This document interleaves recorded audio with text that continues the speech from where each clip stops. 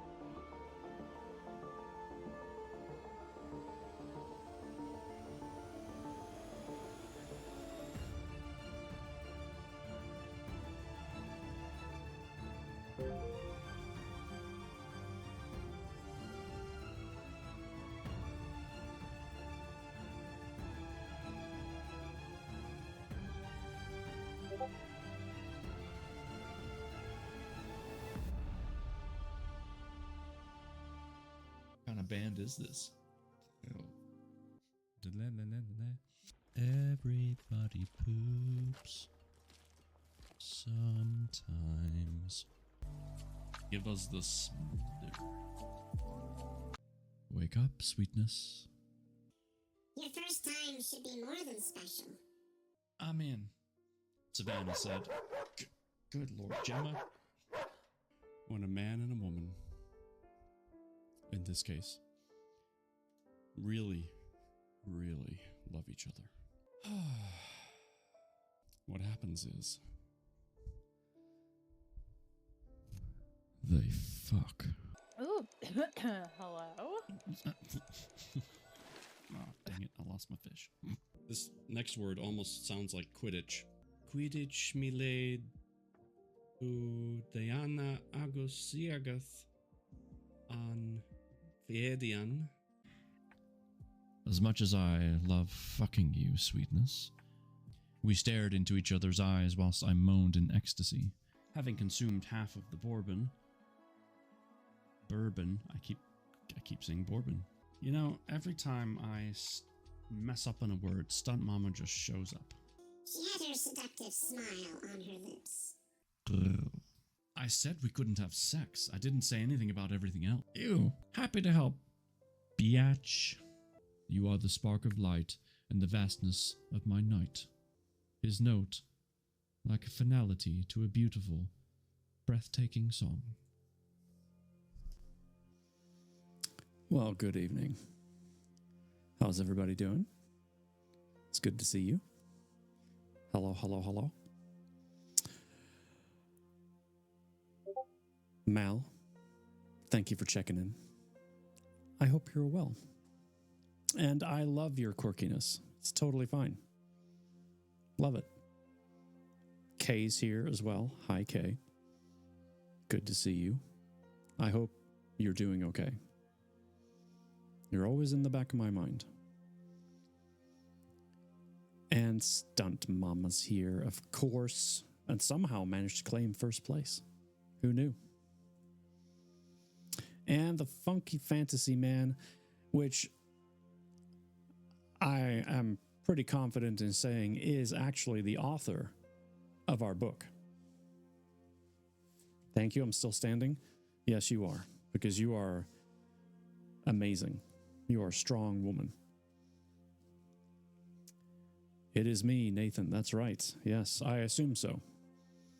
It's good to see you, sir. Thank you for being here tonight. I was telling you on the phone earlier in Discord.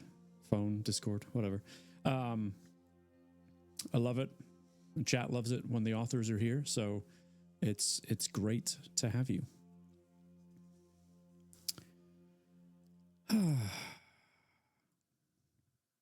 Well, that was a quick song. Okay. So before we get started, just want to point out something new. Also, let me show you your puzzle. This is your puzzle. It's a fantastic castle. I mean, it's huge. That's what she said. So yes, if you feel like doing a puzzle, knock yourself out. But over there, you'll notice a slightly different setup when it comes to the workouts. It used to just be push-ups, and then it was just squats. But now it could be push-ups, regular curls, hammer curls, and squats, or squats. Anytime a sub happens, we will spin the wheel and we'll see what it lands on. Should be exciting. So yeah, that's the new thing. So there you go. Switching to laptop, got to do my puzzles. There you go. And Stunt Mama's in there as well. You can all puzzle together. One big happy puzzling family. I love it. It's nice.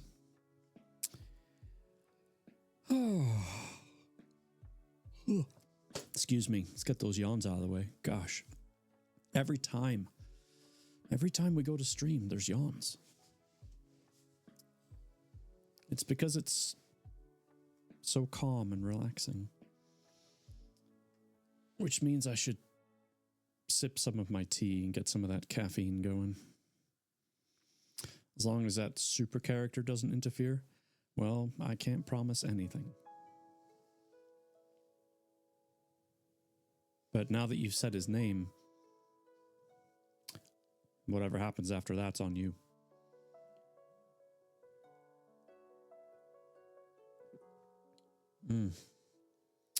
So good. Such a nice cup of tea.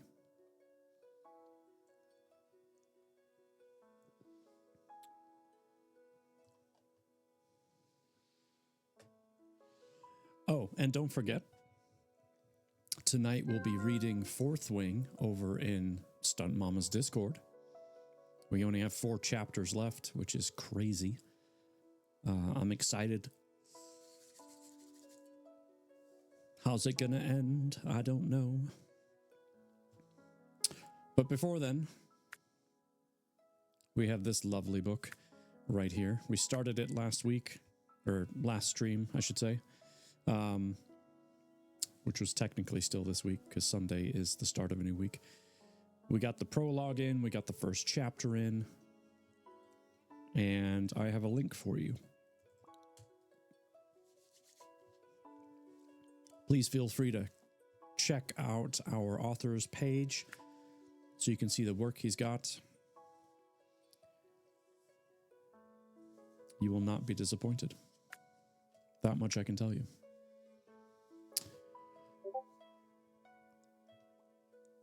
And we have a map. Newfiggle slips quietly into the corner with my popcorn, careful not to crunch too loudly. I appreciate that, absolutely. And check out this map. So, our author, Nathan, listened to the recording last time and heard that a map would be awesome, so he sent this to me for us to use. And,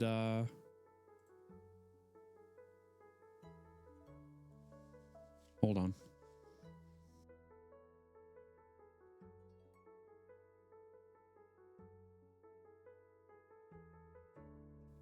Never mind, false alarm. So yeah, he sent me the map over, so I added it to stream, and now we can actually take a look at, you know, what's happening on the journeys of everybody.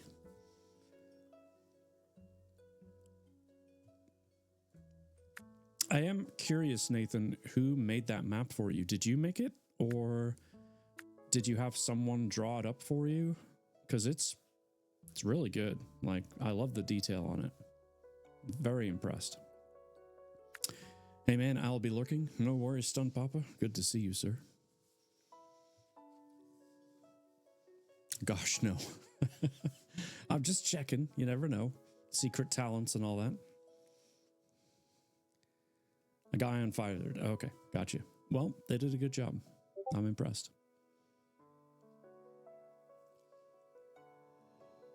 Oh, I am so sorry. All right. I suck at art. It's all right. So do I. So do I. Mitchell's here. Hi, Mitchell. They started the puzzle without you. You better get in there if you're going to do it. Sorry. P.S. By the way, yawns are contagious. I know. I'm aware. I told him I wanted to combo Lord of the Rings, and I did not just yawn. One Piece style map, and he delivered. I would agree. Pretty much nailed it. All the different little markings on it, it's pretty sweet. Oh, Stream Elements is a robot. Don't worry about that.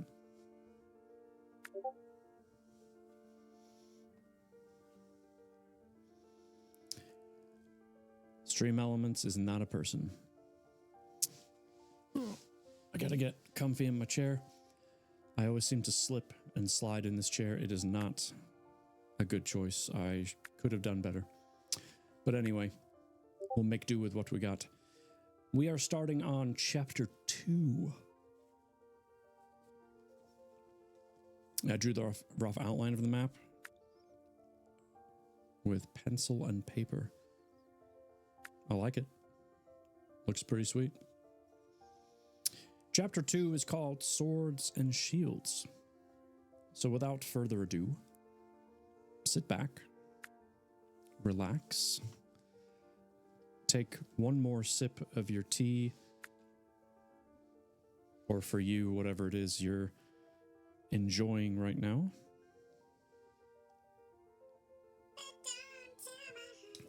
There she is.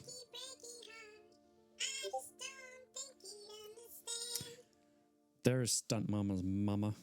Hello, ma'am. How are you? Newfiggle's drinking water. That's fair. Water's always... I have some water. You can't see it because it's down here. But I got some. All right. Chapter 2, Swords and Shields. Let's see what we can get into.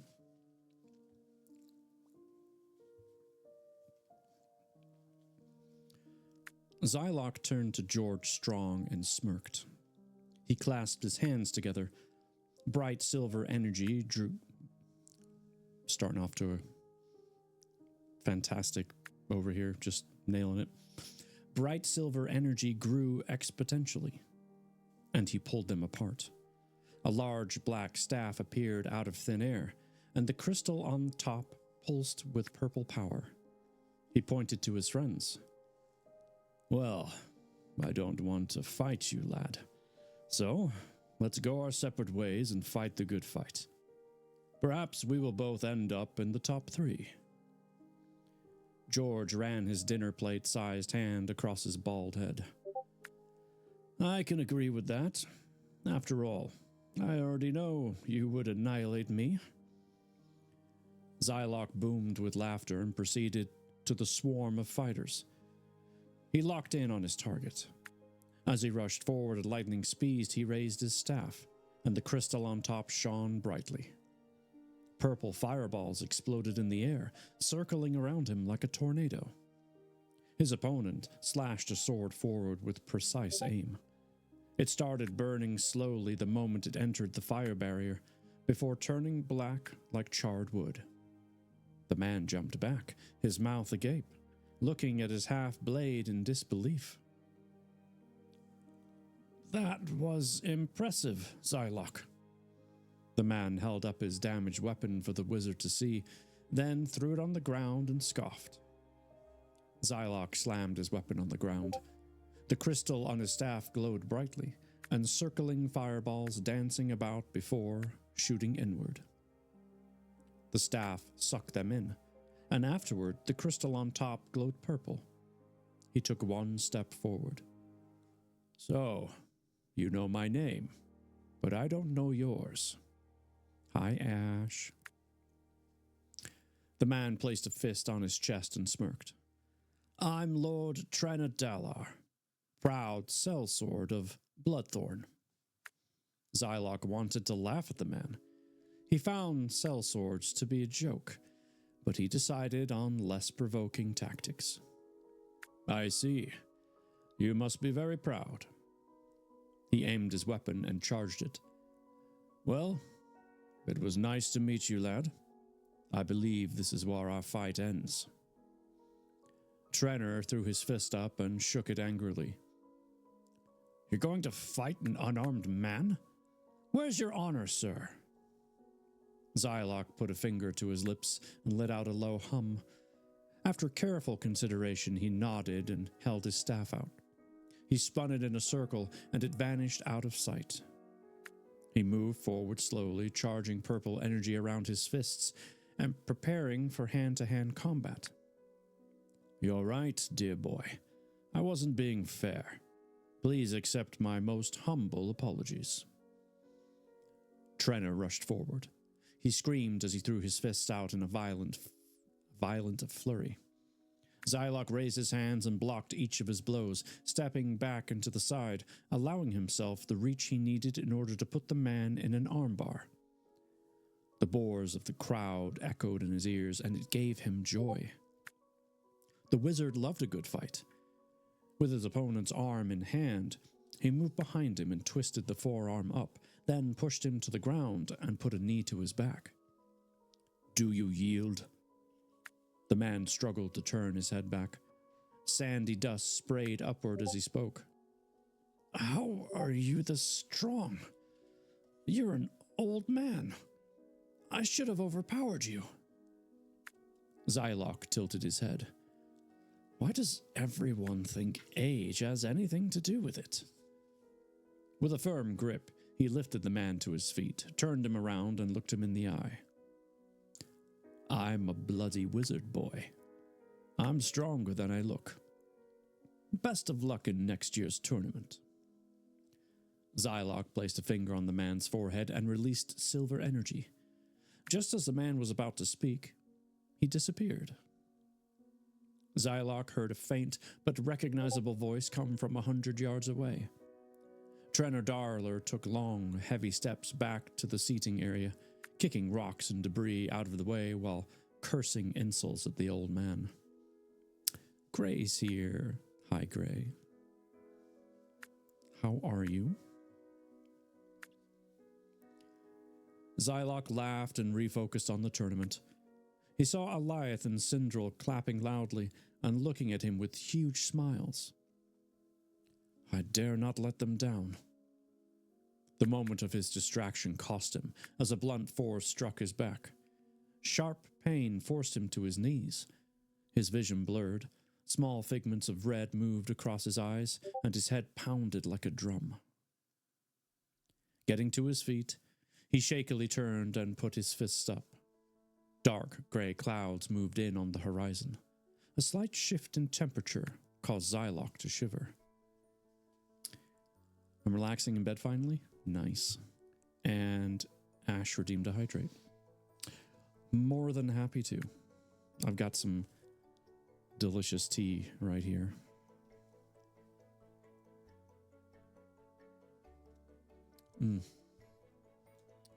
Amazing. I also dropped my bookmark. Can't lose that.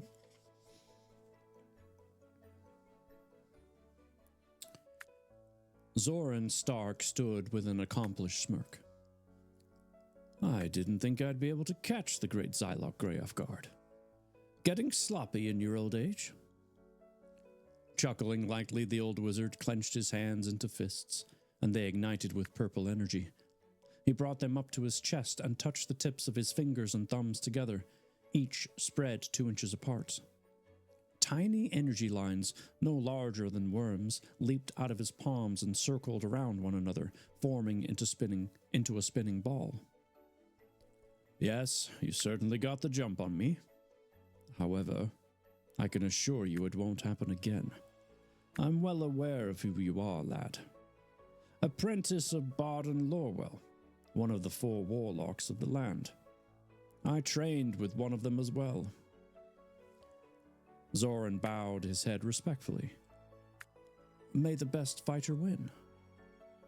Zylok pulled his hands apart. His ball of energy bent and flexed, separating into small rings, each hovering in the air for a second before landing on each of his fingers. Wind circled around him as he aimed his hands forward. 5 white-hot beams shot from his palm. They raced forward quickly, weaving and circling around each other. His energy whips landed around Zoran's hands, legs, and neck. Zylok closed his hands around his whips, gripped hard, yanked his enemy toward him. Zylok stomped his foot against the ground and sent a powerful punch into his opponent's gut. A warm hue of orange energy exuded from Zoran's body. He brought his hands together, trapping Zylok's limb. Laughing, he remained hovering as he shattered the power bonds and lifted the wizard into the air. He used the momentum to flip himself backward and slam the man to the ground. Clouds of red dirt scattered and created a haze. Zoran lowered himself on top of his opponent and put him in a chokehold. Do you yield? Zylok managed a small laugh under the pressure of his enemy's grip. He held his hands up and wiggled his fingers. The purple rings were gone. Did Barden never teach you the most important rule of a fight? Zoran grunted through gritted teeth. What are you talking about? The fight is over. Zylok clicked his teeth. Never turn your back on your opponent. Zoran laughed and squeezed his grip tighter, but the wizard somehow vanished, a pile of rocks, all that remained. The ground cracked and separated. The warrior looked down, but it was too late. Zylok soared out of the ground. Chunks of rock and dirt shot sideways, and Zoran lost footing. The old wizard grabbed him by the arm and threw him. The man soared through the air, only to be stopped by 10 glowing purple rings. They shot forth energy whips and secured each of Zoran's joints, this time continuing to wrap around him until he looked like an ethereal mummy. Zylok walked forward smugly, taking his time and enjoying his victory. He put a hand to his long silver beard and scratched vigorously, studying the defenseless man. He clapped slowly and offered his idea of praise. I do have to commend you, young warrior. You showed great skill and potential. Keep honing your power, and perhaps someday you might reach the level of our masters.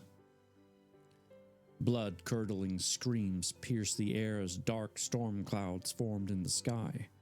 Angry bolts of purple, azure, and red lightning shot down and struck a colossal statue at the far end of the Colosseum.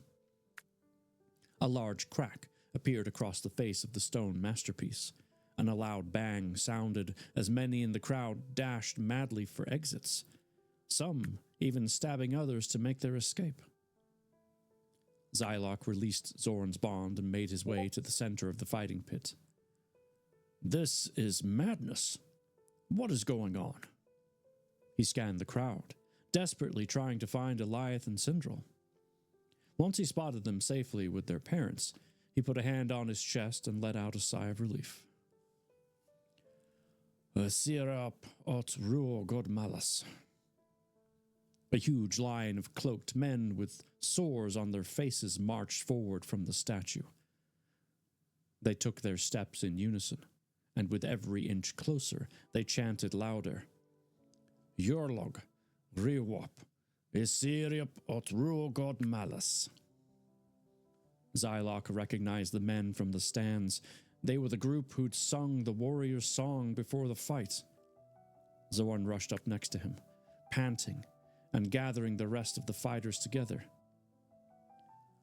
Do you know what they're saying, old man? Zylok nodded. They're speaking in the old Naharian tongue.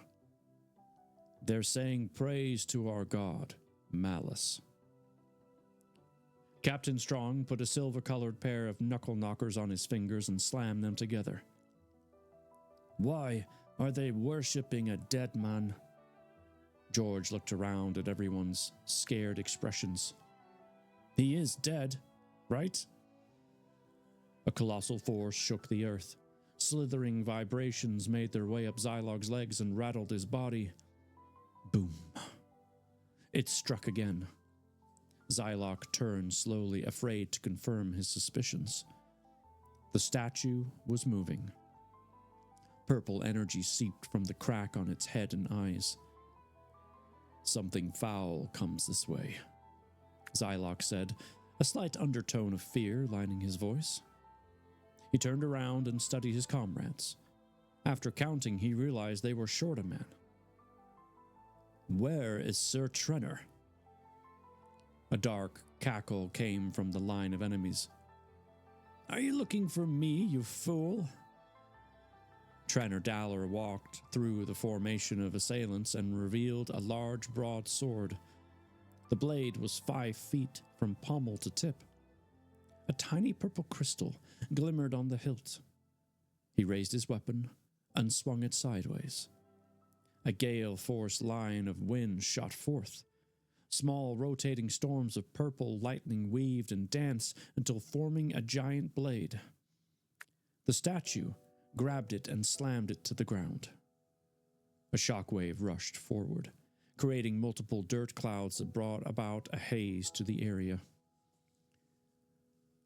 Why are you doing this? Zylok asked. Why have you come to Targus and threatened us? Trenor laughed and slammed his weapon into the ground. He rested his hands on the hilt and leaned forward. You see, my family has been faithful servants to Malice since the Bloodfall Age. We realized how much better our world could be if we simply gave him our allegiance. Well, as you know, Malice died on the battlefield, fighting your people, the very people he wanted to save. Trenor made his way forward and aimed his weapon at Zylok. When the Black Hood came to us, we were overjoyed to know someone else had taken up Lord Malice's mission. We now serve him and the Dark Council. Give us the Black Hood, and we will leave. Or refuse and die. The choice is yours. I'd rather eat the sand in the arena. That monster has done nothing but hurt the people of Dun Nahar. So, I'm going to have to decline your offer. Zylok charged red energy around his fists. Trenor pointed to his men, and they rushed forward. He leaped into the air and slammed his blade down. Zylok stopped it with his bare hands. Blood oozed out of his palms and ran down his arms. Irritation flowed through him. He simply wanted the fight to be over so he could have a tasty Sandorian ale and relax. He glanced once more at the stands. People still ran like scared animals. More cloaked assailants popped out from random areas of the Colosseum and drove swords and daggers through the innocent. Zylok's inner rage built until he couldn't handle it anymore. You're done hurting these people, Trenor. Trenor laughed in response and pushed his weapon down harder. You are all insects. You're not worthy to be part of the Promised Land. Now die, old man. Zylok removed one of his hands from the broadsword and sent an electric charge punch into the man's throat. Trenor coughed and gasped as he stumbled backward, then dropped his weapon. The old wizard grabbed the blade in midair and swung it quickly. It ended with a wet, ripping sound. Trenor's head dropped to the ground and bounced a couple of times before stopping with a dull thud. Zylok studied his newly attained weapon. I'm more of a staff person myself, but hey, you can never have enough weapons. Another shockwave shot out, causing the wizard to nearly fall. Boom, boom, boom. The noise repeated in quick succession as he looked forward. His tongue went dry. The humongous statue ran toward him, sword at the ready, and its eyes burning with rage. With everyone else occupied with their own enemies, Zylok assumed the responsibility of taking out the monstrous creature. He'd never fought something so large before. He chuckled. There's a first time for everything and a raid. My goodness, the map is covering up the raid. Hi, Rio. Let me just move this. I think that's okay. Rio, how the heck are you? I'm gonna try not to lose. I think I already did lose my place. How was Baldur's Gate? I was lurking on you, which means I probably raided in with you. Are we shocked? No, we're not.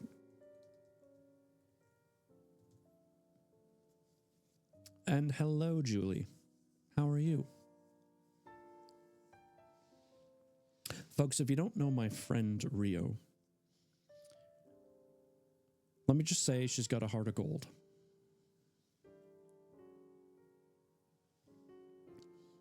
Like, really high value gold.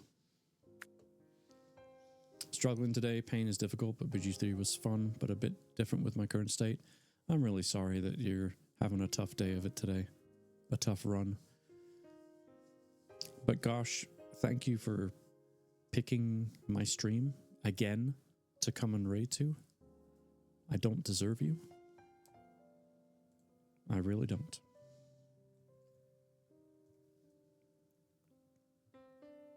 Going all right? How you doing? I am doing great. We're reading a fantastic new book. We're in chapter 2. The author is actually here in chat with us, judging my every word. No, I'm just kidding. You're so precious. I'm so happy to have met you in happy cry mode.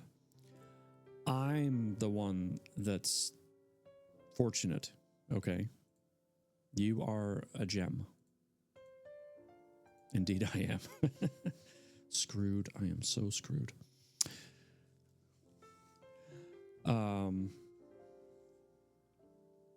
Rio, you're wonderful. And I hope more than me tells you that on the daily. I hope you tell yourself, actually, more than anything. Because it's true. I don't say things that aren't true. And Rexter's here. Rexter, my guy, how are you? Rio, if you need to go take care of yourself, which I imagine you do, considering how you feel, please go do that. Thank you for bringing your people over. I appreciate you. Rexter's living the life. I'm good. I am. Enjoying a good book, some good company, nice cup of tea. What more could you ask for? It's been a lovely evening so far. And we're in a brand new, well, almost newish book. This is only our second stream with it. And I lost my place. I have to go into lurk mode, so we'll be here while I do that. Have a wonderful stream and enjoy the wholesome reader cuties. Thank you, Rio. Thank you, thank you, thank you. Right. Where was I? Oh, yeah. Okay. Creature, statue guy started running towards him. Here we go. He chuckled. Well, there's a first time for everything. Oh my gosh, and there's a rhino here. What's up? They started the puzzle without you, dude. Just saying. Hope you're good, sir. It's great to see you. Spinning his blade, he leaped into the air and charged lightning around himself. He threw his powered-up weapon against the statue's sword. The next thing he knew, he was lying on the ground. He clutched his chest. Pain ran through him, and his muscles tightened.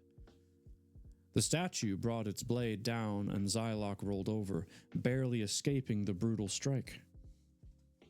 He jumped to his feet and brought his weapon to his face when a blinding white light shone. The wizard squinted and could almost make out the shadow of a man on top of the statue's head. The light vanished, and the man revealed himself. It was Belgazar. Did you miss me, son? Zylok bumbled with laughter. What are you doing up there, Belgi? Well, I'm teaching this nasty stone beast a lesson. How dare they defile the state of Kai? Belgazar put his hands out to the side and released 100 small crystals. They circled around the statue before shooting white-hot beams inward, wrapping around the rock monster. The light glowed brighter. Onyx lines traced the beams and shot out of the Colosseum. They waved and slithered throughout every inch of Targus. Anyone watching might have thought a star exploded.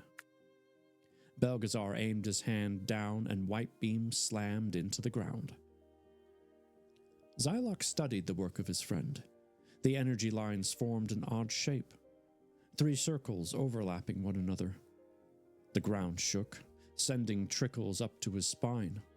Purple light exploded from the ground and went as high as the eye could see. Belgazar clapped, and the crystals shot lines of energy to him. Seal! All the energy slammed down and dispersed. The gems disappeared, and the statue's eyes no longer shone. It stood still, and it appeared as though the fight was over. The merchant jumped to the ground and wiped his hand off on his garments. Phony! How are you? It's good to see you. How you doing?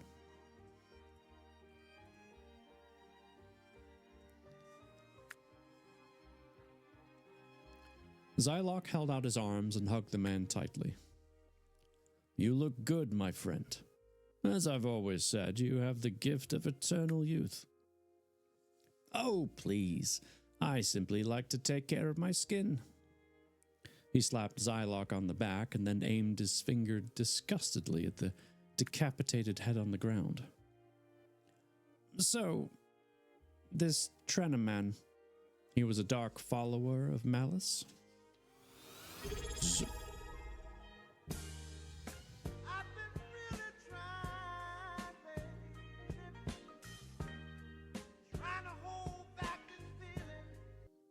For so long. Gray, thank you for the resub. That was super kind. And now we get to spin the wheel. Ooh, hello. And Dead Orbiter, thank you for the follow.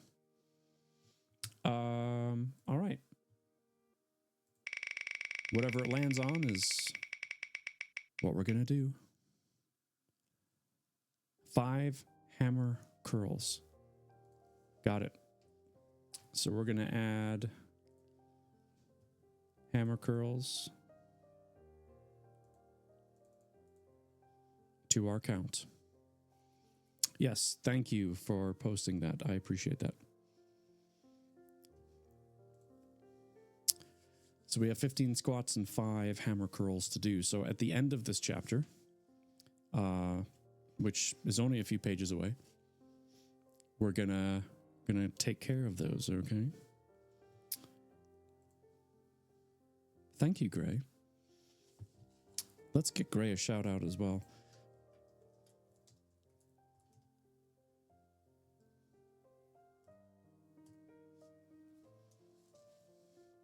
We played Helldivers together, and it was wonderful until her computer overheated. RIP computer.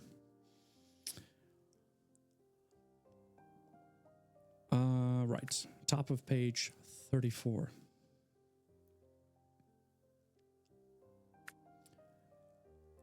My power went out? Oh no. Sad. Zylok grunted and showed the sword to his friend. Does this crystal look familiar to you? Belgazar examined the gem and shook his head. It's not one of mine, if that's what you're asking. He lowered his ear to the hilt and his eyes widened.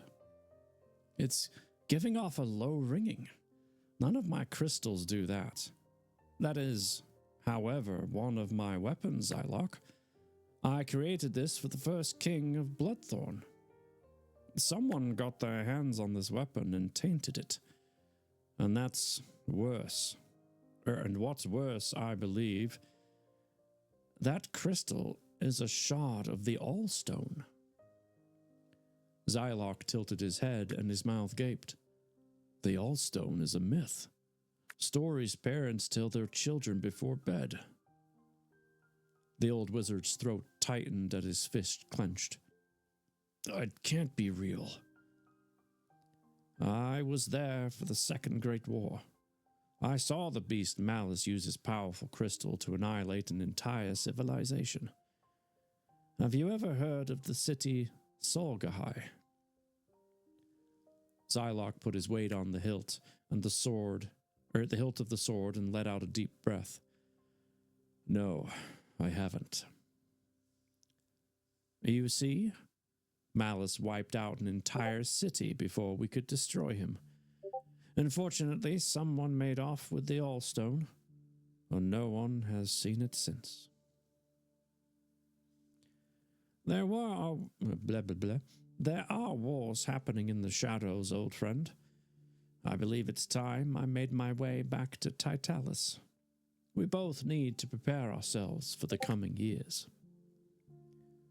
Zylok put his hand on Belgazar's shoulder and squeezed. Can't you at least stay for dinner? It is customary to honor the hero of the city. A wisp of wind blew by them, and Merrick, Meridian, and Eliath and Sindral ran to them. Zylok, are you okay? The queen asked. Yes, I'm fine. Belgazar saved me and everyone else in the arena. Meridian's face went pale, and her eyebrows raised. She held out her hand to the merchant. You wouldn't be the Belgazar, would you? As in Belgazar Bolstein, the legendary swordsmith and wizard. Eliath jumped up and down and pointed at the man. I knew you weren't some ordinary merchant. Belgazar put his hand on Eliath's head and ruffled his hair. I am. It's an honor to meet Zylok's friends, though I would have preferred it to be under better circumstances. He took a step back, put his hand over his chest, and bowed. Allow me to properly introduce myself. I am Belgazar Bolstein, protector of the Crystal City, Titalis. Merrick smiled and put his arms around his children. I've always wanted to visit that city, although I've heard it's quite a tough journey to get there. Belgazar nodded and crossed his arms. It's not a simple place to get to. However, if you ever happen to be in the area, then come see me. Zylok knows how to get there. He patted his friend on the shoulder. I wish I could stay longer, but with the events that just unfolded, I need to return home immediately. Zylok nodded. I understand. I'll try to bring everyone out to see you someday. Belgazar tossed a few crystals into the air. They glowed brightly with arcane energy as they spun in a circle. A bright spark of white lightning sparked off of each one of them and touched in the middle, creating a portal. He bowed his head and winked at Eliath. You folks take care of each other. I'll see you again. He jumped through the gateway and disappeared along with his crystals. Zylok swung the broadsword in a circle, and it vanished. He narrowed his eyes and held his hand out to Merrick. I think I'm going to head down to Vasilius. See if I can't get your brother to come back with me. Merrick led them toward the exit, kicking rocks and debris out of the way and clenching his fists. I'll come with you. It's clear something bigger is happening in our world, and I don't want anyone else to be hurt. Zylok shook his head sharply. No.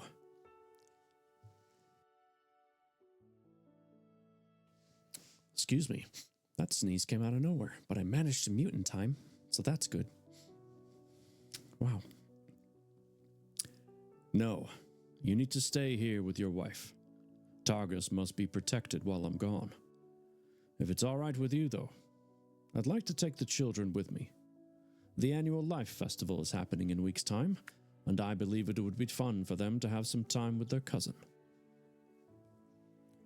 Meridian tightened her lips and eyed the old man suspiciously. You aren't thinking of pulling any tricks, are you? No hidden training or anything like that, right? Zylok stumbled over a rock and his spine stiffened. He coughed and cleared his throat. No, I would never. Just a friendly trip with their godfather. He smiled at her and winked. Trust me, I'll keep them safe and there won't be any training. You have my word. Merrick put his arm around his wife. My love, they will be fine. My brother is in Vasilius. Plus, Zylok is plenty capable of keeping them safe. They're probably better off going with him after what just happened here. Meridian showed hesitation for a moment, but eventually sighed. Eliath, Sindral, come here. Meridian got down on her knees and put her hands on their necks. I want you to promise me you'll behave on the trip. Especially you, my son. I know you like to be independent and do things yourself, but I don't want you wandering off during the journey. If you promise me you'll be good, I'll let you go." Eliath gave a grin from ear to ear and kissed his mother on the cheek. "I'll be good. Promise." Sindral rolled her eyes and put her brother in a headlock. "I'll keep an eye on Allie and make sure he doesn't do anything reckless." Eliath's cheeks went red and he stuck out his tongue. "Don't call me Allie. I hate that stupid name." A sly grin crept over his face, and he turned slowly to face his sister. "Bet you can't beat me to the castle, Sin." "You brat! Don't call me Sin." Sindral chased her brother, kicking up red and gold dirt as she went. Xylock boomed with laughter as he watched the children. "You know, they remind me a lot of you two growing up. I feel honored and blessed to be a part of your family." His expression turned dark. His lips stiffened and he stroked his beard. "I've been working on a spell lately. Something that could give us the edge if another enemy presents themselves to us. Especially if it's the Black Hood." "What do you mean?" Merrick asked. Trepidation lined his deep, stoic voice. Xylock walked with them toward the castle. "A long time ago, before your time, and before I came to Targus, I met the Black Hood in combat. I was in the city of Torsarin on a mission and just happened to stumble into him. I killed him, of course. He didn't stand a chance. But when he returned again, when he fought your father, Arion, I didn't understand how it was possible. He had a different face, but it was still him. Every time he comes back, no matter what we do, I don't know how we beat a villain like that without something extra. So, it got me thinking about an old spell from my grandfather's book on dark magic." Meridian slapped him across the face. Her eyes glowed magenta and a small bit of frost came from her mouth as she spoke. "How dare you mention dark magic in my presence? You know how much I hate it. You know what it's done to people and the consequences for using it in my home." Xylock rubbed his face and let out a faint chuckle. "You've still got it, woman. Blazes, that hurt." "I'm serious, old man." Xylock put a hand in the air. "I only practice what I need to in order to keep us all safe. I would never endanger anyone here. You know that. But I don't know of any other way to win. Do you?" Marok stroked his short red beard and sighed. "My wife is right. We can't use darkness as our means of victory. Perhaps you and my brother can come up with something when you're down in Vasilius. Just promise us you'll forget this nonsense about a dark spell and help us win the right way." Xylock scoffed under his breath, but simply nodded to Merrick. "If he only knew the things I did. All I want to do is help, but it seems to be a fight every time I bring it up. Perhaps I'll have better luck with Kairos. Time will tell." The old wizard remained silent the rest of the walk back to the castle. He knew what he had to do, and would save his kingdom. War was approaching, and Xylock was ready to fight. And that's chapter 2. Ba-da. Excellent chapter. Love it. Now the question is, as I stare at my screen intently, where on the map are they going? Let me see if I can, where's my map? Where are you at? There you are.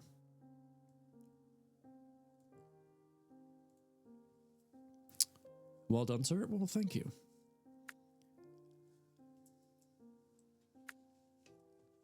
Let's see. Where would I find Vicilius? Go south, straight from Targus, southeast corner. Okay, I think I see it. Okay, yep. I see it. It's literally, no. It's literally like right there.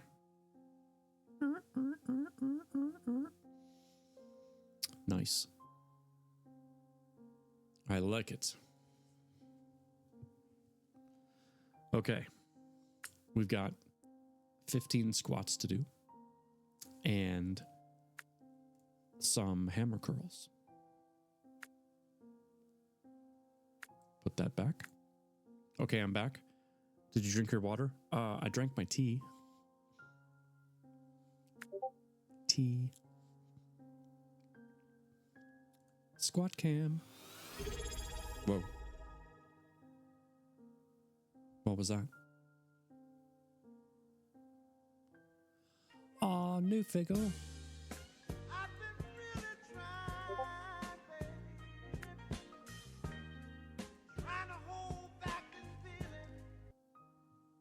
For so long. All right, let's do a spin. Let's see what we get. More hammer curls. Sure, why not? Why not? All right. Here we go.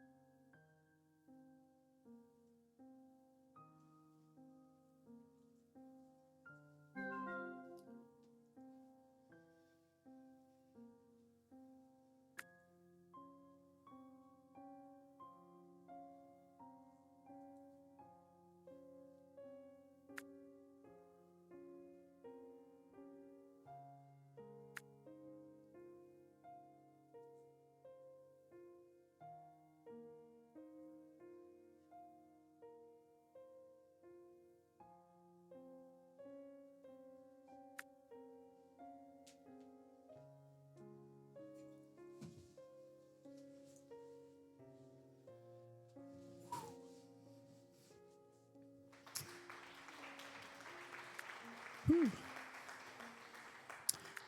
We did it. Thank you all for the support. Now I can get rid of these.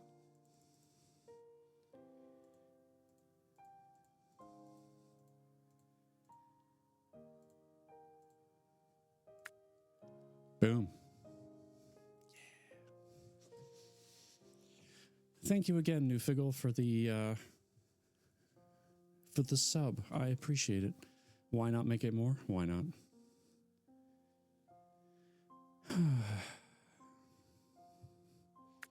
Why not have some tea as well?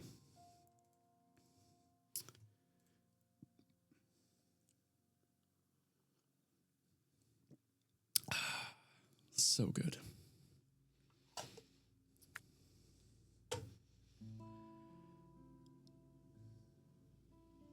I don't know if you can hear that, but somebody's mowing their grass now. My neighbor.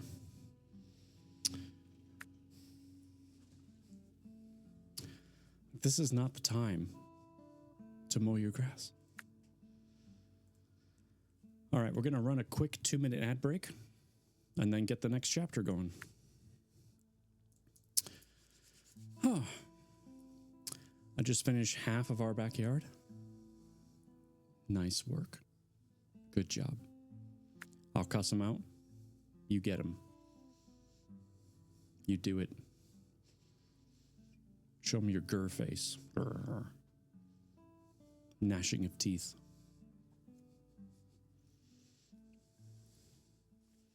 Just be like, excuse me.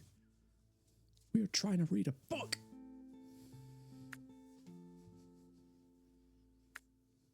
Oh dear.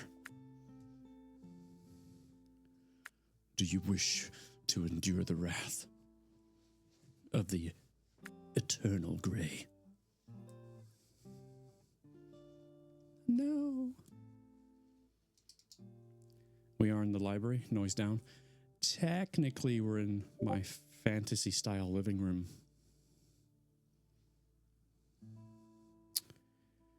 Just saying. This is the library. Living room. Library. Living room.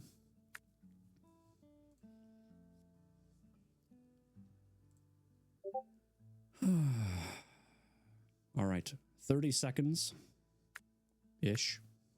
No need to be technical. I'm just saying. It's there.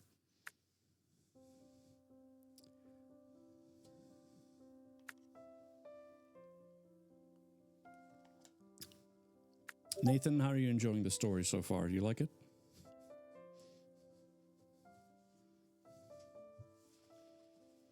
By the way, if anyone has questions about the book, anything of that nature, about what we've read, about the characters, ask the funky fantasy man, because it's his book that he hates because it's boring. Well, I don't know what to tell you. Can't believe I wrote it. Do you want me to just stop and we'll do something else?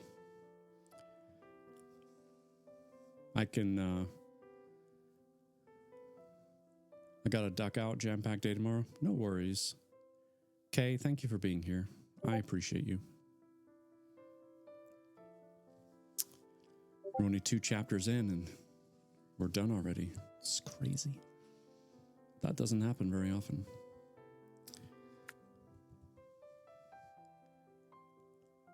Trying to come back full time?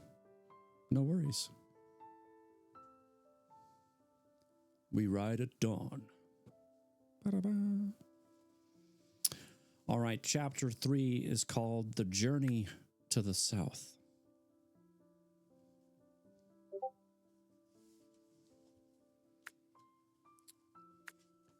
Let's see what happens.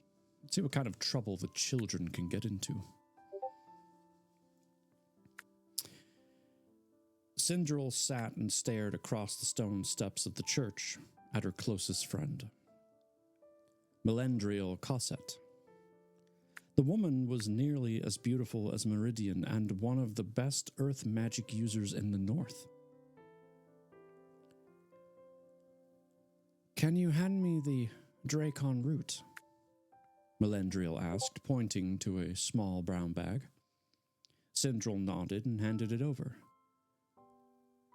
Do you think this will really work? She stared hopefully at her friend. These people are burned beyond recognition. I didn't realize the fight had hurt so many people. Melendriel nodded. Her soft brown eyes seemed to smile on their own. She took a small portion of the reddish-brown cream and rubbed it on the victim. A child, no older than Eliath. Once complete, she stroked the girl's cheek and gave her a hug. Do you feel better? Yes, miss. Thank you. She got up and went back to the housing district. Melendriel stood from the stone steps of the temple and wiped the sweat from her brow. That was the last one. And I know how to turn pages. I didn't think we'd get through 500 people so quickly. You really are amazing, Mel. Sindel grabbed her friend's hand and walked down the steps. Is your mother going to be teaching again next year? Yes, she is. Melandriel looked upon the city from the bottom of the temple steps. I don't know how she does it, being High Mistress and going out to other kingdoms to help the other healers and mistress. If my father was still around, she'd have it much easier. That's the only reason I'm on the council. Oh, I miss Jarl. Sindel put her arm around her friend and motioned toward the castle nestled by the mountains. If he were here, he'd be proud of you. He was a good man and a good friend to my father. Ooh, hello. Ooh. Thank you so much for that follow. Gamer 2004. I appreciate it. Welcome in. We just started a new chapter.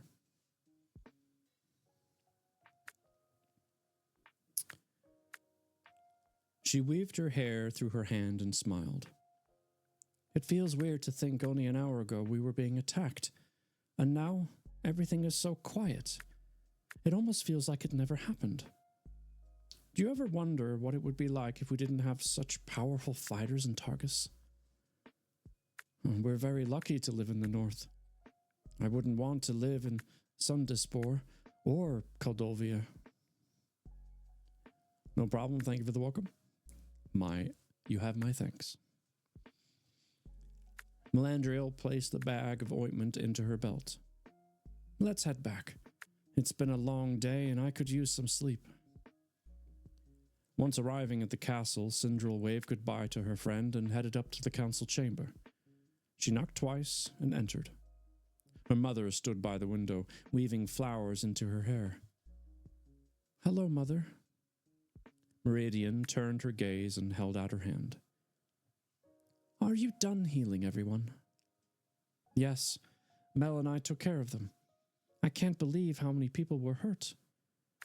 I'm glad we have you protecting us. She leaned her head into her mother's chest and let out a deep breath. The winds of Black Frost are approaching. They are, my love. Tomorrow is going to be a long day for you. You'd best get some rest. Sindel bit her tongue. I want to learn healing magic, Mother. Melandriel already knows how to use that and earth magic. Why don't you let me and Eliath learn? Meridian stroked her daughter's hair and let out a light chuckle. Sindel, you are my child. It's my job to protect you. There's no reason for you to learn such things at this age. You aren't old enough for combat, and you surely aren't ready to learn from the Elder Book. This isn't a question I would have expected from you. Maybe from your brother, but not you. Wow, this puzzle is rough. My eyes don't like it. Yes. You all plowed through the last puzzle, so I picked a more challenging one, just for you. And the others, but for you. Sindel stepped back and crossed her arms. After what happened at the Colosseum today, you're seriously not going to prepare us on how to protect ourselves. What if something happens to you or father? Or worse, Zylock? Meridian bit her lip. What nonsense has the old man filled your head with? Is he trying to convince you to train with him? I told him not to. No, it has nothing to do with Zylock. I've been wanting to bring this up for a while now. I'm going to be 12 this year, and Eliath will be 9. I've heard stories from other cities where children younger than us started learning. All I'm asking for is the opportunity to become a healer. Will you think about it while we're gone? Meridian nodded and hugged her tightly. I'll think about it, but no promises. Now go to bed, young lady. Tomorrow is a long journey. Good night, Mother. I love you. Sindril left the chamber and headed to bed. Now there's a break in the story with a very cool looking sword. Nice choice, by the way. I appreciated that image. The following morning, Sindril walked alongside her brother and Zylok. It was a few hours into their journey, and she found herself mesmerized by all the different road signs.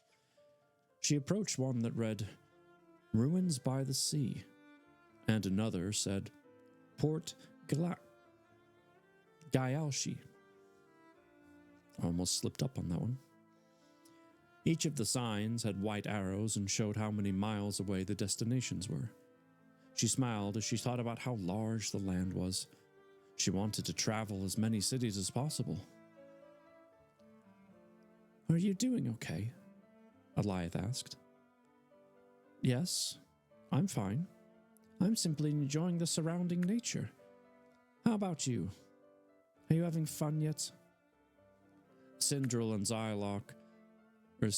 eyed Zylok for a moment and caught him playing with a weird metal object. Alioth bobbed his head and sneakily tried to grab a dagger off Zylok's belt. The old man swatted his hand away and clicked his teeth. "No taking things from my belt, young master." Zylok went back to fidgeting with his artifact. "Oh, boo. I'm bored. All we're doing is walking. It's almost worse than reading a children's book. I want to do something exciting. Will you fight me, old man?" Alioth smiled widely and rubbed his hands together. Sindril flicked him on the back of the head. "Mother told us no training. Are you trying to get yourself in trouble?" Alioth scoffed. "Mother and father aren't here. How will they ever know? Unless you were planning on telling them. Sister? You wouldn't betray your little brother, would you?" Sindril rolled her eyes and a small flicker of a grin rose on her face. "Fine. Get yourself killed. Don't come crying to me when you get hurt." Alioth scrunched up his nose and stuck out his tongue. Coming from the girl who asked Mother if she could start learning healing magic. "You were listening to our conversation? That was private." Sindril clenched her fist. Zylok pointed ahead and his face showed worry. "Oh my. It's a Targe beast. Run for the forest, children. They will eat your eyeballs and feast on your souls. Evil magic beasts. Now run." Sindril's heart pounded loudly. In front of her, mere yards away, was a tall, hairy creature with antlers and green eyes. It had the hair of a wolf and the hooves of an elk. She turned to grab her brother, but realized he wasn't there. He was right in front of the beast, petting its head. "Sindril, look at this thing. It's so hairy." Alioth laughed as the beast licked his face. Sindril narrowed her eyes at Zylok and punched him in the ribs. "Evil beast, huh?" Zylok bent over and laughed. "Sorry, lass. I just wanted to have a little bit of fun." He led her toward the creature and scratched its chin. "These are native to the north. It's what Targus was named after. It was said that the first warriors of Dun Nahar rode these animals into battle. They have the ability to jump up to 20 feet high and can run up to speeds of 100 miles per hour. You should be honored that your city was named after such a majestic creature." Sindril scratched the Targe's back. It let out a soft grunt and licked her on the cheek. She giggled and hugged the creature. She imagined herself on top of it, riding across the fields of her home city. A stiff wind blew against her face, and she heard the soft whispers coming from up ahead. A towering forest sat before her. She shivered and knew it was not a place she wanted to enter. "Zylok, we're not going in there, right?" Alioth dashed ahead and stopped in front of the forest. He turned to face his sister and flexed his arms. "Don't worry, Sindril. I'll protect you, no matter what creatures lie ahead. They will find out that the House of Zane is a fearsome foe. Sindral giggled and walked with Zylok. What is this place called? It's the Silicata Forest, my dear. Legend says that many sorcerers, soldiers, and even common folk went missing after entering this woodland area. I don't know if I believe all the gossip, but the stories make for a fun night around the fire. Zylok snapped his fingers and his onyx staff appeared. You need not fear. I won't let anything happen to you. And once we get through here, I have a special surprise waiting for you both. Eliath jumped up and down and clapped. You mean I get to train with you, right? Sindral pointed at him and narrowed her eyes. Didn't I just get done telling you no? Zylok looked at them with curious eyes. Are you telling me that your parents haven't taught you anything? Nothing at all about magic? He aimed his staff at the forest, and a long magenta barrier shield lined a walkway for them. Sindral shook her head and sighed. No, they haven't. We only get to learn from the history books, and that's it. I've only seen my mother use magic on a handful of occasions. I really don't know why she's so scared of letting us learn. Zylok stroked his beard. Yes, that is troubling indeed. You two need to be taught, that is certain. Perhaps I can teach you a couple of basic things when we stop tonight. If you want to learn, of course. Eliath bobbed his head enthusiastically. Yes, I want to learn. Don't listen to my sister. She's too much like my mother. Let her read her stupid healing books, and I'll train with you to become a warlock. She just loves you, lad. Zylok aimed his staff toward the entrance of the forest, and the barrier closed off. It trailed behind them as they walked. Though, I see your point. Sindral, if I train Eliath, are you going to tell your parents? No, I won't, because I'm going to train too. You have to promise you'll get Mother or Father to show us some neat magic tricks when we get back, though. I've always wanted to see what they're capable of. Zylok spun his staff. That I can do. What's that thing in your left hand, Zylok? Eliath pointed to the artifact and leaned in closer to study it. Zylok held it out for them to see. It was similar in shape to a birdcage, with black bars coming down to a circle base, and inside an azure glowing orb. This is the prison orb that's holding the black hood. Eliath tilted his head and scratched his chin. How did you fit someone into that tiny ball? Zylok chuckled. No, lad. The orb is the lock. The prison is an energy dimension hidden away up in the sky. A loud crack sounded, and a cloaked man rushed out from behind the brushes. He grabbed the prison orb and pulled hard. Zylok slammed his staff into the ground by the children, and it created an energy shield around them.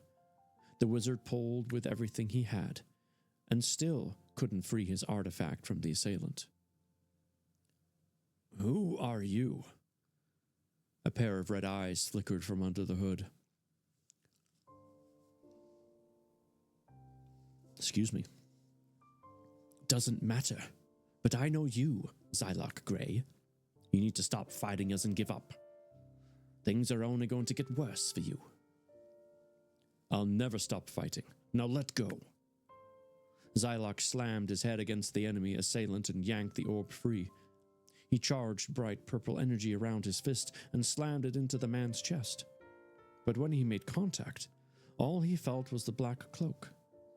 He grabbed the garment and shook it around. Still nothing.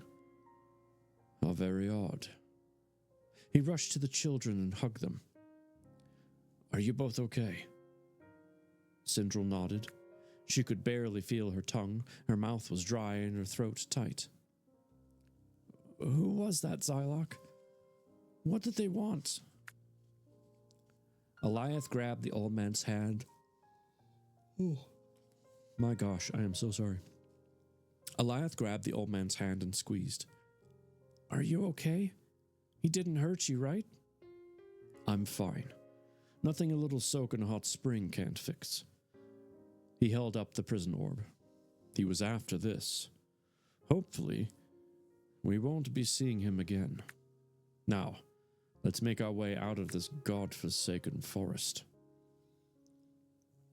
Sindral walked hand in hand with her brother. I hope we don't have to run into enemies the entire way to Vasilius. I'm tiring of having to watch people I love get hurt. She tried to forget what she'd seen and refocused on the bright, shining path ahead. Their path to safety. My eye is itching. Okay. That's better. Break in the story. By the way. Time is moving on. Our travelers are moving on.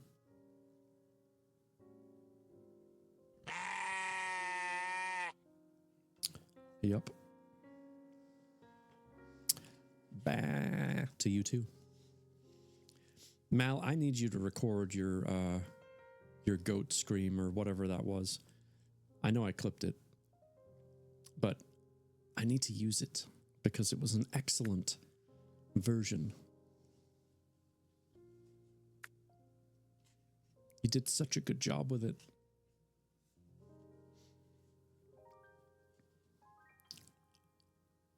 If you want. No pressure. Do it. Don't want to push you into anything. Record it. After another hour of travel, the trio came to the end of the forest. Just beyond, a small, quaint building showed itself. Beautiful wood walls gave way to a few circle windows. On the roof, a chimney stack puffed smoke into the sky. Just a simple meh. Exactly. Xyloch motioned to a building before them. Look, my young warriors, we've arrived. Eliath threw a few punches against the air and grinned. We get to stay at an inn? This is exciting. It's not any ordinary place. This is the Silver Springs Inn. It's Brenshaw's finest amenity. Now, come on. I've got someone I'd like to introduce you to. He grabbed their hands and led them inside. A behemoth of a man with a barrel chest and dark hair that covered him from head to toe snatched Xyloch up and hugged him. Mr. Gray, I thought that was you. Been a long time. How are things? The man set the wizard down and smiled an almost unsettling grin. Xyloch bumbled with laughter and slapped the man on the back. Hello, Darrell.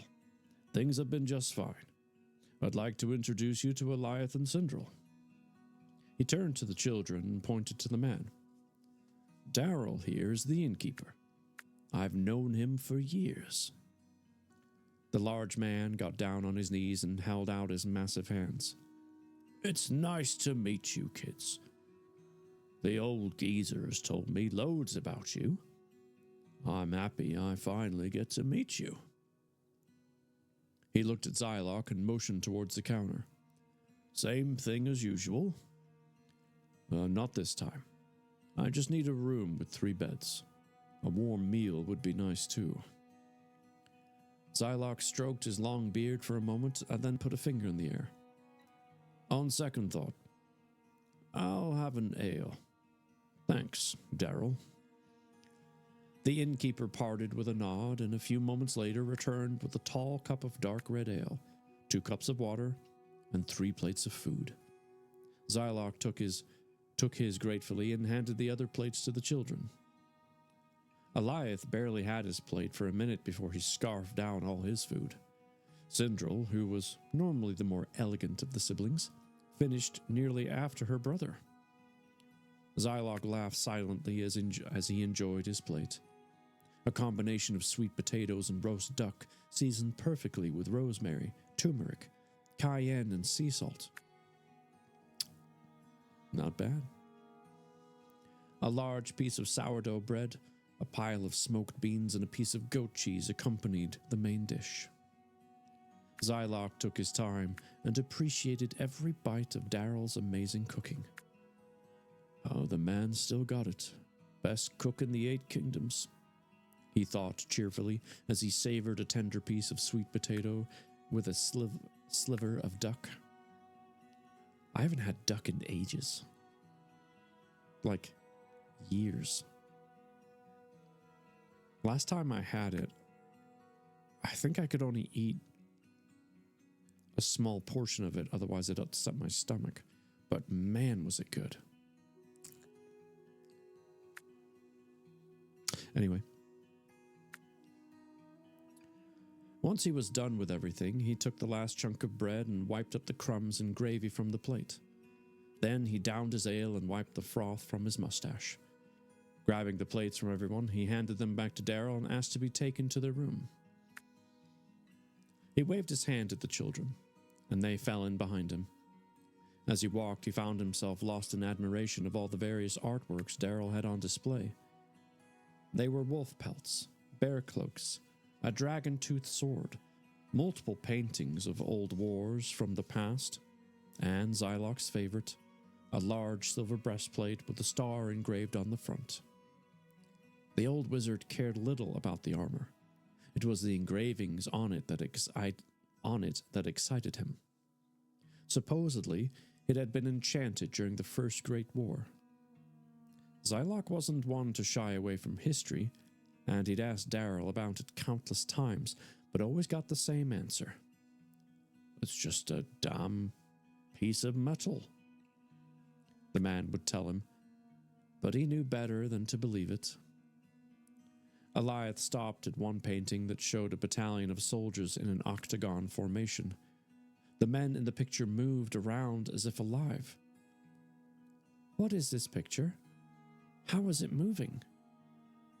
Daryl chuckled and placed a hand on his head. These paintings are all enchanted to show the events unfold in real time. It's only a small glimpse, but this here picture is from the Iron Age. A group of men were using sealing magic to lock away an evil king. Pretty neat, isn't it? It sure is. Eliath grabbed Zylok's hand and shook it.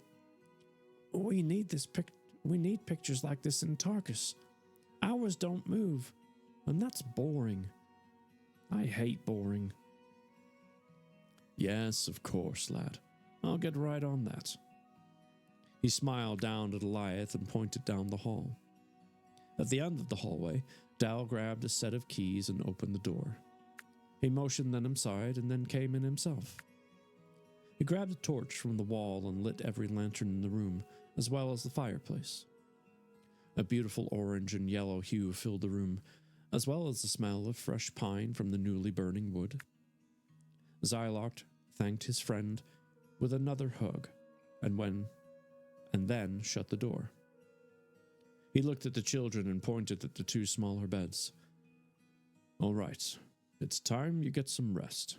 We've got a decent journey to Vasilius tomorrow. Eliath moaned and complained, but did as he was told. Sindril said nothing and did the same. Once they were settled in, Zylok kissed them both on the forehead and wished them sweet dreams before blowing out the candles next to them. Moving to the far end of the room, he found a small mahogany table and he sat down, his side pack onto it. After removing his outer garments, he sat down on the oak chair. He rested his eyes on the children for a time. Seeing them together reminded him of his brother Merlin and the good times they once had. Until everything went wrong. Things that led Zylok to Tarkus and being labeled as the crazy old craven in the city. Why can't they all just see what I'm trying to help? Zylok turned to the table and grabbed the prison orb from his side bag. He gritted his teeth as a searing pain struck his hand. He dropped the prison orb on the table. His palm had a black charred circle, and he tried to forget about the pain, but it was bad. He knew something must have happened to the orb. The iron bars glowed white hot, and the purple energy ball pulsed on and off. Was it that person I ran into in the forest? I'd best try to figure this out quickly. Reaching into a side pouch, he pulled out a large book titled The Dangers of Dark Magic by Balon Greystorm. He sighed as he opened to the first page and began reading. That concludes Chapter 3. Oh boy. The book of dark magic that he promised he wouldn't touch, but now he needs it. What will happen, though? I don't know. I don't know.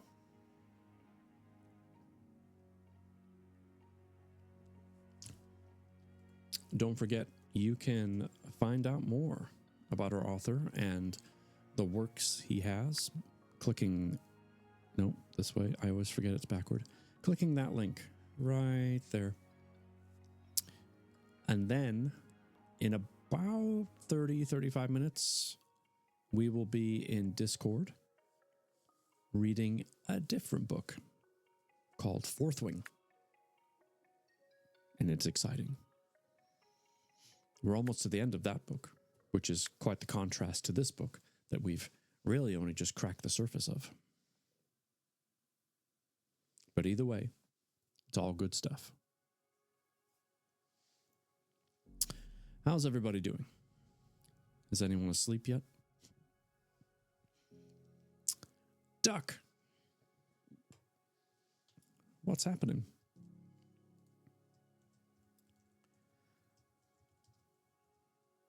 How the heck are you? Oh, that was a good neck crack. I don't know if you, not sure if you heard that or not, but boy, it was good. Not much, just been chilling and overwatching. You? Pretty much the same, just chilling and reading a book. You know, how we do.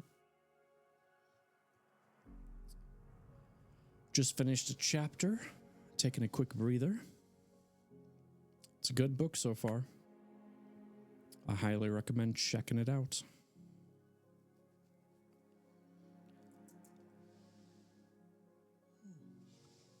Excuse me, my goodness. I cannot help myself.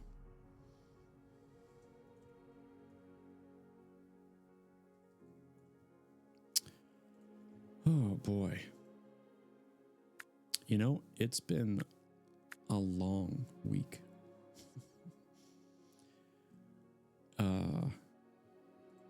Trying to get back into work mode and just catching up on everything that I've missed and then getting started on new projects. You know, just kind of trying to find that groove again. Boy, let me tell you. Oh, and the first presidential debate started like 30 minutes ago. So at some point, I need to find a recording of that so I can check it out. Part of me's scared at what I'm going to find, but the other part of me's extremely curious.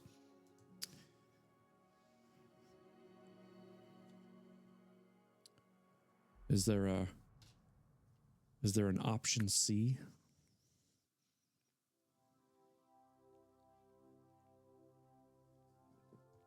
I think not. Would have been nice though.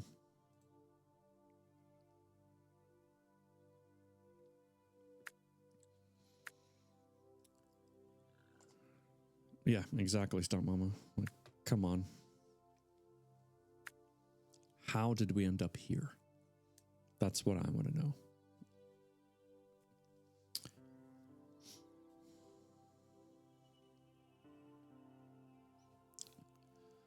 Oh well. Not much we can do about it. Just smile and nod.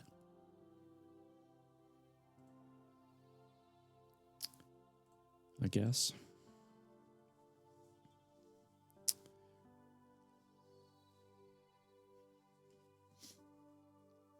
Let's see. Do we have time for chapter 4? Can we do it in half an hour without rushing? It's the only downside of Thursday nights. I need to be in Discord promptly, but I think we can do it. So without further ado, I'm going to get in there because I want to see what happens next. Chapter 4. To the Sea and Beyond. Oh, and there's a, this is new. There's a little quotation at the top of the chapter. The wayward path of a wizard is a long and winding road. However, if you simply look within, you'll find the map and key, for your heart is your guide. Follow it always, and your road will remain straight.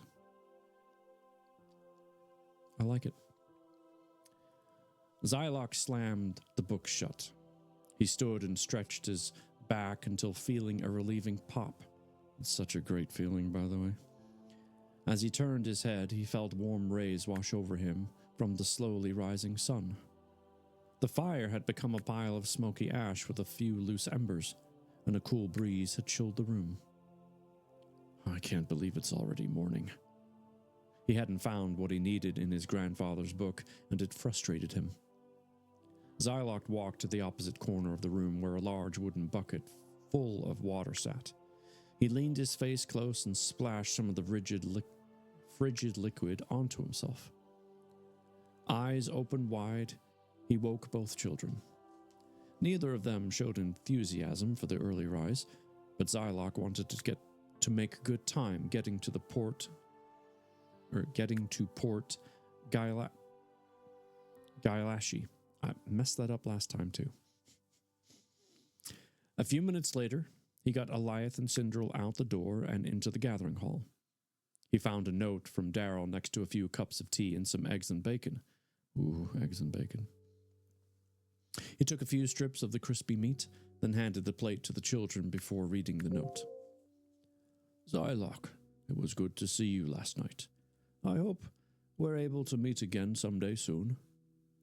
I'm helping Giltha on the farm this morning. Don't wait up for me. Be safe on your travels, and may the gods bless you. Darrell. Zylok smiled as he folded the paper and stashed it in his pocket. As he looked around the cold, quiet room, he noticed a few drunks passed out in various spots. He chuckled lightly as he wondered what could have led those people to drink their sorrows away. He figured whatever it was couldn't be worse than the things he dealt with in his life. Once the children finished eating, he put the plate on the counter and guided them outside, only turning once more to take a last view of the place he probably wouldn't see again for a long time. Eliath released a long yawn and stretched his arms to the sky. So, when do we train? Zylok ripped off another bite of bacon. When we get to Vasilius. It's important we get to Port Gyalashi before midday. That's when the ships head south.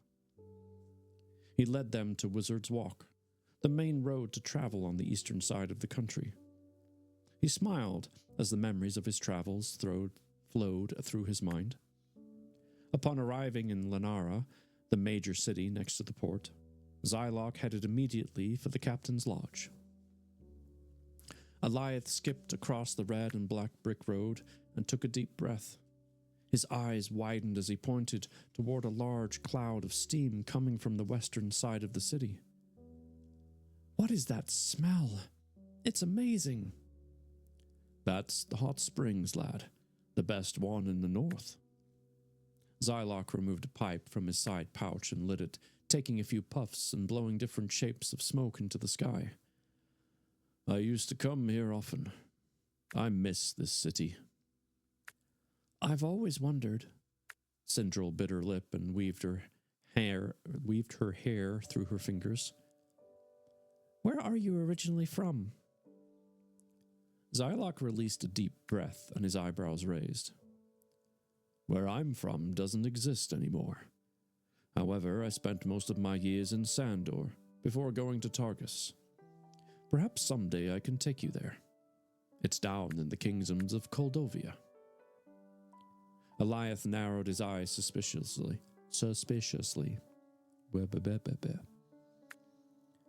You're the most mysterious person I know, old man. Sometimes I can't figure you out.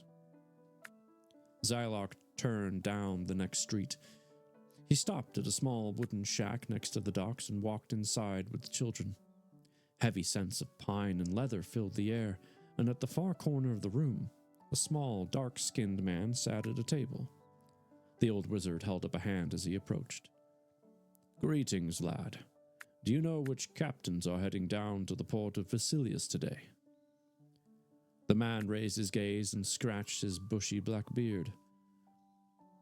As a matter of fact, I'm heading that way in a few minutes.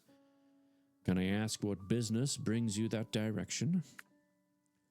My friend Kairos is family. We're heading down for the Life Festival. The man's demeanor quickly changed to excitement, and he stood from the table. Ah, is that so? The king, eh? Well, allow me to escort you down there. He held out his hand excitedly. The name's Jack. Captain Jack Ramirez. I've got the fastest ship in the 8 kingdoms, and just happen to be the King Kairos' most trusted sailor. Please, follow me to the docks and we'll depart. Zylok shook the man's hand and winked at the children.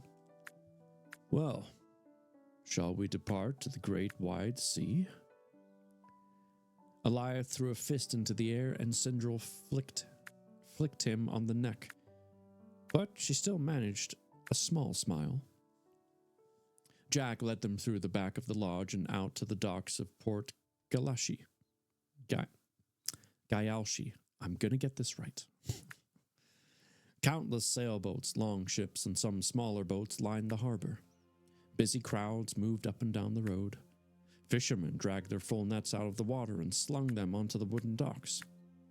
Zylok kept the children close as they weaved their way through the port until the captain stopped. Welcome, my friends, to the Black Dragon. Jack stood proudly before his ship and aimed his hand toward a large wooden walkway.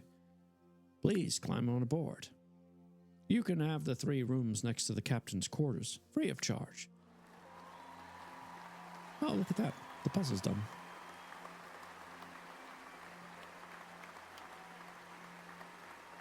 GG. Well done. Coca Castle in Segovia, Spain. Looks pretty impressive. Was a tougher one, I know. And look, Super did nothing. You can boast. That was good. I'm off to bed. Good night, Newfiggle. I hope you have a fantastic sleep. Let me give you a quick shout out as well.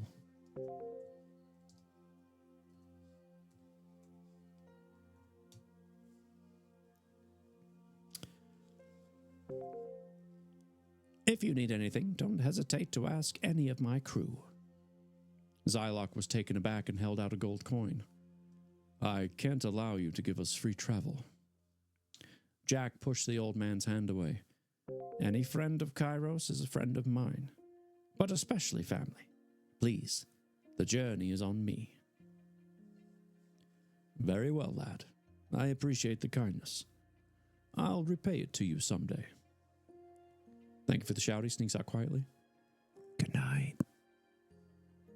Sounds good to me, friend. Jack grabbed a rope tied to the dock and began untying it. Now you'd better get comfortable. It's going to be a couple of weeks on the water before we arrive. Zylok smirked and slapped the man on the back. Please, lad. I'll have us there in an hour. One of Jack's eyebrows raised.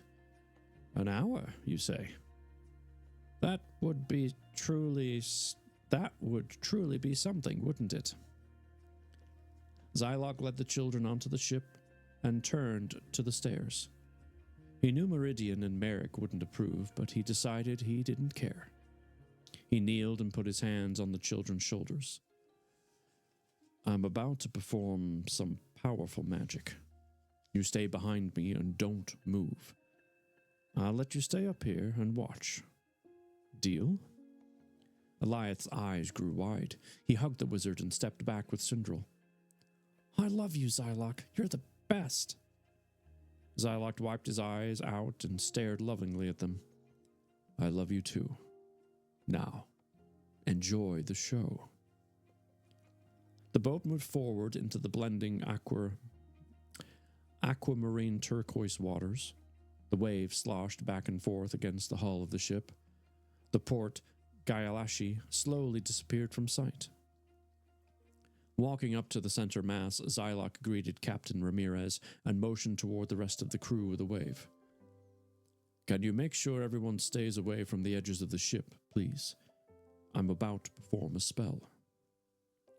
Ramirez eyed him with a thoughtful smile. Ah, so you're one of them magic folks. I suppose I should have guessed it when you mentioned you were in kin with Kairos. As much as I appreciate your offer, I don't think it would be wise to use a spell on my boat. She's precious to me. Don't need her getting torn apart. With a finger in the air, Zylok grinned. I assure you, I know what I'm doing. If your boat takes any damage, I'll fix it and compensate you as well. The captain's eyes darted back and forth for a moment. Eventually, he sighed and held up a stern finger. I'll allow it, but be careful, all right? The bright orange of the sun reflected off the vast blue sea, and Zylok felt at peace. He wanted to enjoy the moment, for he knew darker days were coming. As he looked back upon the children and listened to the captain bark out orders, he tried to stay positive. The prison orb isn't broken, so there's no reason to overthink it.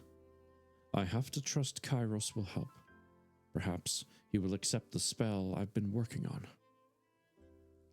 Everyone is out of the way, good sir, Ramirez said.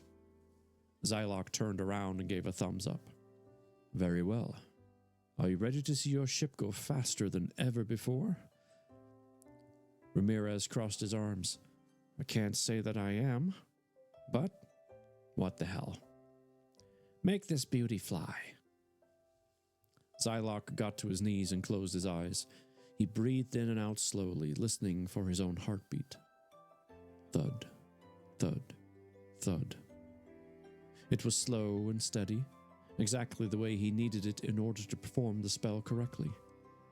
He went through the vast knowledge deep in his mind until he found the spell he wanted. He placed both hands against each other, creating a triangle. Then, his magical energy grew within his chest, and he slowly forced it to his fingertips until feeling a shock of energy ignite. A moment later, a small white and purple ball of crackling energy swam in a small circle. Opening his eyes, they exploded with purple light. He stood to his feet and threw the small orb into the air, allowing it to hover directly over them. As he aimed his hand up, bolts of lightning leaped forward and joined with the energy orb. A moment later, arced lines of lightning cascaded down and struck the ship at multiple points until the entire vessel was glowing white and purple. Other ships passing by might have thought it was a storm at sea. Once Zylok had the first step completed, he held his hands out in front of himself and spread them sideways. A large magenta wall of energy shot forth, surrounding everyone on board in a bubble. All right, everyone. Hold tight. Zylok pointed at the back of the ship. A white spark flew from his fingers, and a moment later, the purple and white lightning snaking around the ship brightened before a large ball of energy formed by the rear hull. After that, the vessel launched forward at violent speed. Safely within the energy barrier, Zylok enjoyed the blur of colors outside. It was like watching the roaring streams of a waterfall crash by them sideways. He put his hand on his heart and studied his pulse. Still steady. Good. The old wizard knew from his many years that magic needed to be performed correctly. Otherwise, dire side effects could happen. These were the reasons he was cautious in teaching Eliath, but also why he was willing to. He figured it was better for the young boy to have a wise teacher than someone who was a fool. Old man, that was bloody amazing. Eliath jumped up and down. When will you teach me how to do that? Take it easy, young master. Maybe once you've become a full-fledged wizard, we can talk about it. Sindril pointed through the blur of colors. Look, up there. The ship slowed down to a normal speed, and the port of Vasilia came into view. Rocky cliffs with countless trees overlooked the vast white stone city. At the very far end, the enormous castle stuck out like a shining beacon. It appears we've arrived. Ramirez rushed over. He held out a pocket watch with wide eyes. You weren't lying. It's only been 15 minutes. You, sir, are a master. You can ride on the Black Dragon anytime. Tell the good king I said hello. Zylok gave the man a friendly hug. A few minutes later, the ship docked at the port. The old wizard waved his goodbyes to the crew and led the children down the jammed-packed streets of Vasilius. He walked as quickly as possible to avoid the heavier flow of traffic that would arrive within the hour. He grabbed Eliath and Sindril's hands. Come on, you two. We need to get to the meeting spot. What about training? Eliath asked. Once my meeting with Kairos is over, we will train before the Life Festival. Perhaps your cousin will join us. Zylok made haste toward the forested cliffs at the far end of the ports.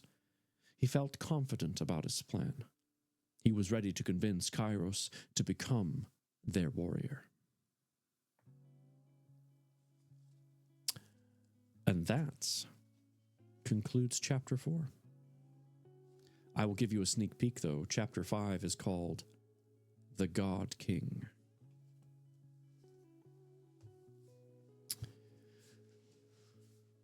Well, that was thoroughly entertaining. And they must have been like, yeah, I think I said God and then said good for some reason. And I was like, no, definitely God.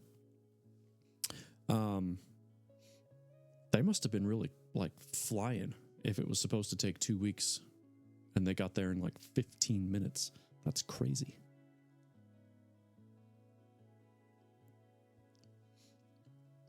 Nathan, thank you again for letting me read your book. I am really enjoying the story, and I can't wait to see how it all unfolds, because it's been great. I'm headed to bed. Good night, Father. Good night, Gray. We're about to wrap up here anyway, so thank you for being here. Much love. I hope you have a good night's rest. You've earned it. 1,500 miles. That's a long way. All right, we will be back on Sunday, but keep in mind the following Thursday, 1 week from now, is 4th of July. No stream on 4th of July. So enjoy time with family and friends and whatever it is that you like to do on the 4th of July. So we'll stream Sunday and then the following Sunday. So with that being said, thank you for being here. Thank you also for the resubs. I very much appreciate that. And let us go find someone to say hello to.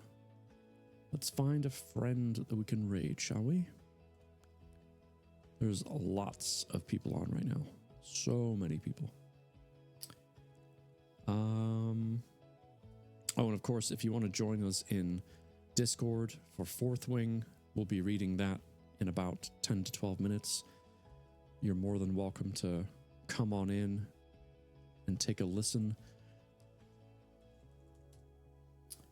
That is the Discord that I put in chat.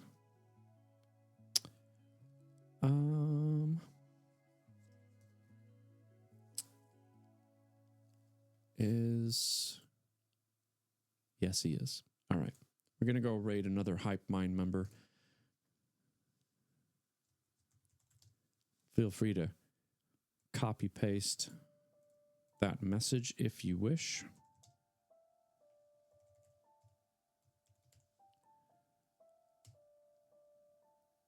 Thank you again for being here. I really, really appreciate you. I hope you have a great rest of your week and weekend as well. Like I said, we'll be back on Sunday. But until then, take care of yourself, take care of each other, and have a great night.